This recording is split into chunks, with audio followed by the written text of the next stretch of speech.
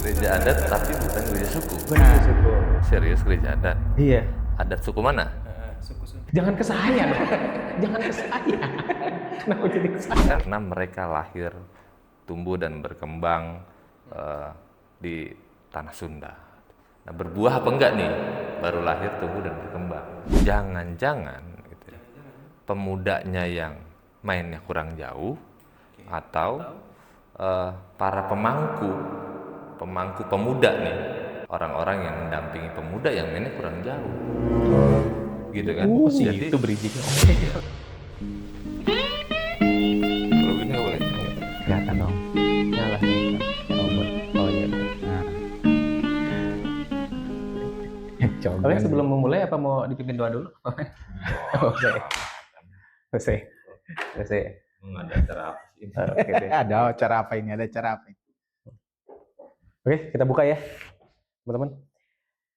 Oke, selamat datang di podcast Butuh Binaan. Podcast yang buat Anda yang hidupnya nyaris lurus tapi kadang-kadang ya oleng tanpa sebab. Di sini kita nggak menjanjikan surga, tapi setidaknya kita bisa ngajak Anda berpikir bareng-bareng dan tertawa sebelum stres. Karena hidup tuh kadang bukan tentang kurang iman, tapi kurang bimbingan. Salah sih gua ngomong. Beli. Pelan. Malam untuk pertama.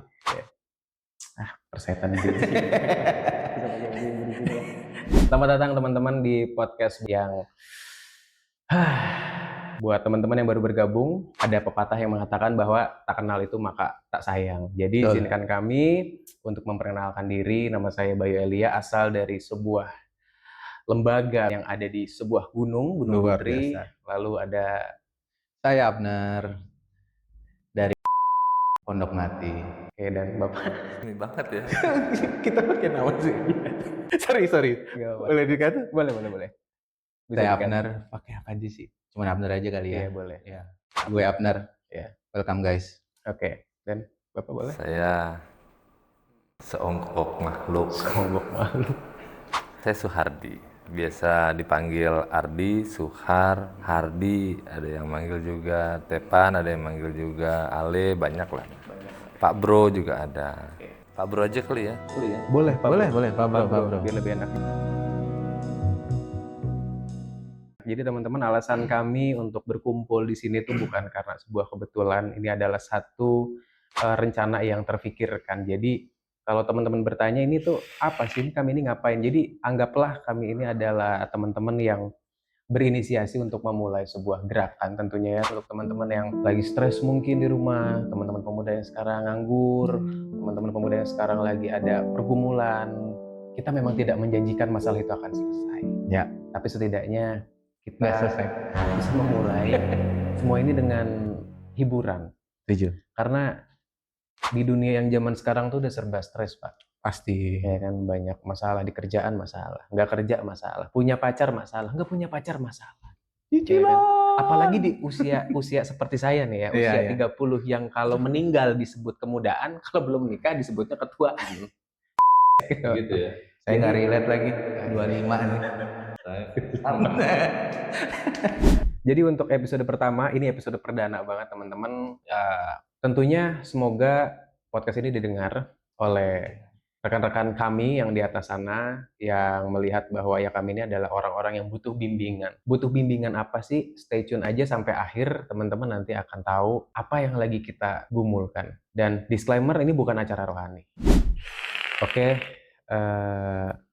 siapa yang mau mengawali pembicaraan? Bapak dong. Kan Bapak hostnya. Gimana sih? Gue akan memulai dari ada sebuah gereja. Gue pengen ceritain sedikit tentang gereja ini. Gereja ini adalah salah satu gereja adat yang paling tua di Jawa Barat, teman-teman. Itu identik banget sama Sunda, sama suku. Tapi sebenarnya ini bukan gereja kesukuan. Bukan. Jadi Pasundan itu lebih mengarah kepada daerahnya ya, karena gereja yang ada di Tatar Sunda, kurang lebih begitu teman-teman. Nah, gereja ini tuh bisa dibilang gereja adat yang paling tua. Gereja adat ya? Gereja adat, ya. Tapi bukan gereja suku? Bukan. Nah, itu rada rancu, tapi gimana ya? Iya.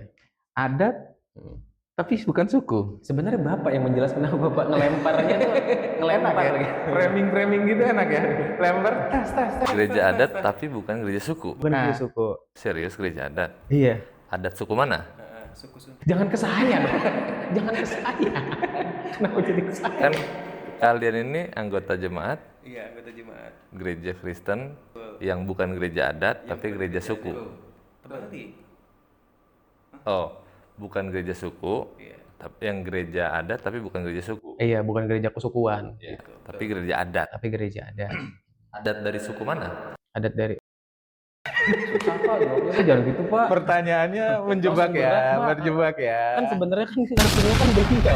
Jadi gini loh. Oh jadi pasif Kalau yang agresif. saya tahu bukan gereja adat, Oke. Oke. tapi gereja wilayah. Gereja wilayah, oke. Oke. Wilayahnya di Tanah Sunda, berkembang, lahir, tumbuh dan berkembang di Tanah Sunda. Kalau dibilang gereja suku, bukan. Gereja adat juga bukan, karena tidak mengacu kepada sebuah adat istiadat dari suku tertentu, tapi karena dia lahir di Tanah Sunda, secara langsung tidak langsung begitu ya, dia lahir bertumbuh di konteks masyarakat yang bisa dikatakan memiliki adat istiadat Sunda, yang kemudian banyak memakai bahasa Sunda dalam puji-pujiannya, dalam kidung kabungahan. Ada juga teks-teks yang bernarasi dengan narasi Sunda, gitu ya, tulisan-tulisan bahasa Sunda, karena mereka lahir, tumbuh dan berkembang di Tanah Sunda. Nah, berbuah apa enggak nih? Baru lahir, tumbuh dan berkembang. Berbuahnya ini gimana nih? Iya. Bicara tentang berbuah, karena kalau ngelihat bonus demografi ya, sekarang kan pemudanya banyak gitu kan. Banyak. Di Indonesia tuh pemudanya banyak. Nah, teman-teman juga ini konteks buat teman-teman yang belum tahu bahwa punya 59 jemaat dan 24 pos kebaktian. Itu artinya banyak banget. Nah, kalau misalkan satu kakak kita mungkin bisa ada 200 kakak ya, satu jemaat itu kurang lebih ya, kurang Bisa. lebih.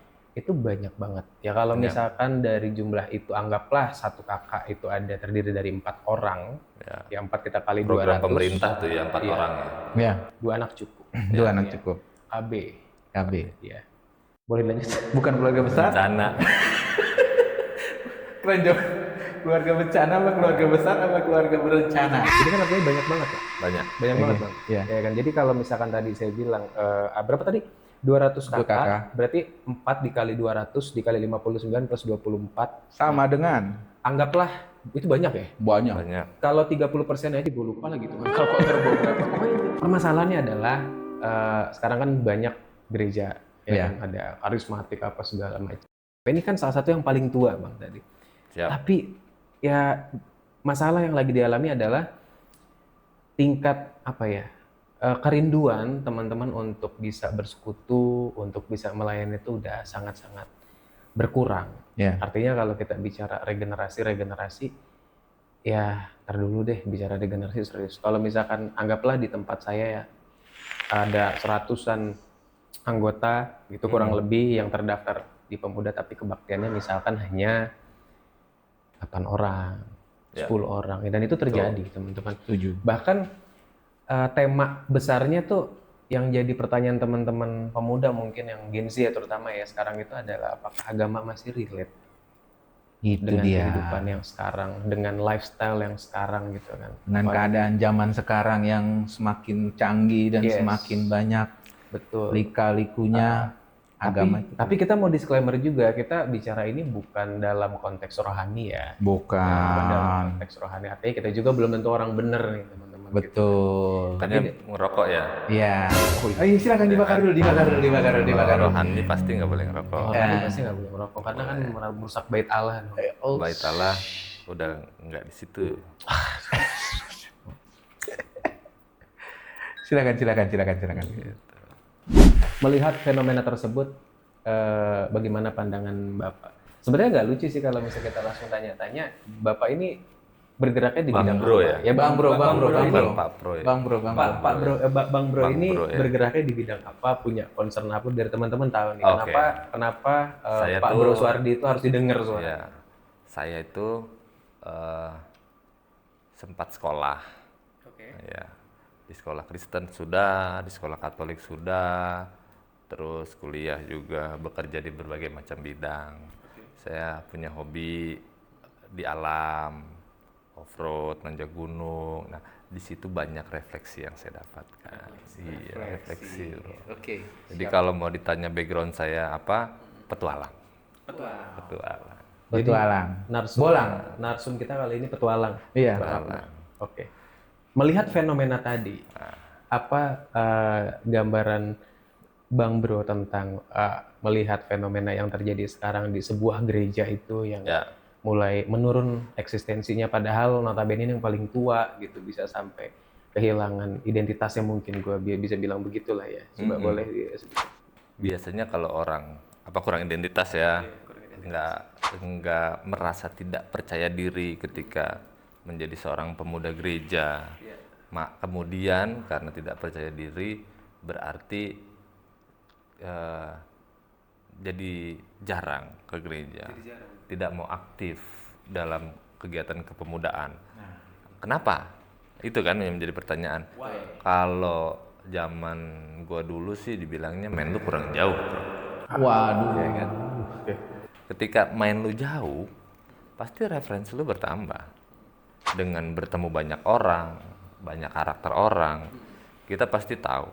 Mendengar pengalaman banyak orang, kita pasti juga tahu. Oh begini, oh begitu. Nah, kemudian dengan konteks kenapa sih pemuda jadi begitu? Jangan-jangan gitu ya, pemudanya yang mainnya kurang jauh, atau para pemangku pemuda nih, orang-orang yang mendampingi pemuda yang mainnya kurang jauh, gitu kan? Jadi Itu bridgingnya oke. iya. Oke. Jadi ketika ya namanya kita orang muda ya, Iya. saya punya pengalaman tuh waktu itu untuk merayakan Natal sebuah organisasi pemuda gereja, ngundang DJ bro, Apa? Kenapa? DJ DJ.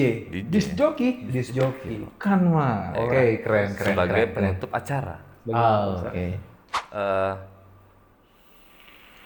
image yang terbangun DJ itu kan sesuatu yang liar gitu ya, nakal lah, dunia malam, hiburan malam, terus apalagi di situ ada Negatif nightclub. lah ya, Nah, pokoknya negatif lah negatif ya. lah. Ha. Tapi bisa nggak sih dia masuk ke gereja? Bisa. Dan dia DJ itu kan nge-remix lagu ya, Ngeremix Iya. lagu ya. Iya. lagu-lagu di remix dengan musik yang ngebeat. Beat.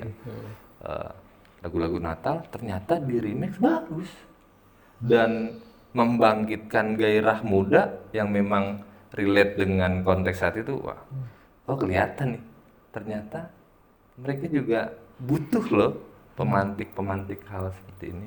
Oke. Sesuatu yang dianggap tabu tapi dianggap negatif, tapi dikemas dengan sesuatu yang sebenarnya enggak gitu.